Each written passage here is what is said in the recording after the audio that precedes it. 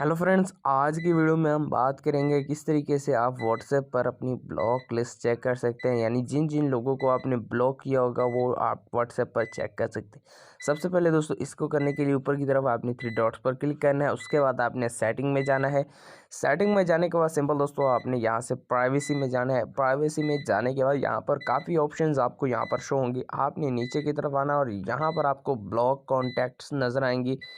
Third से ठीक है, यहाँ पर आपको लास्ट में नज़र आ रहा होगा ब्लॉक कॉन्टैक्ट्स। और यहाँ पर जैसे ही क्लिक करेंगे जितने भी लोगों को आपने ब्लॉक किया होगा ये सारे आपके सामने आ जाएंगे। यहाँ पर क्लिक करने के बाद आप इनको यहाँ से अनब्लॉक कर सकते हैं एक एक करके, ठीक है।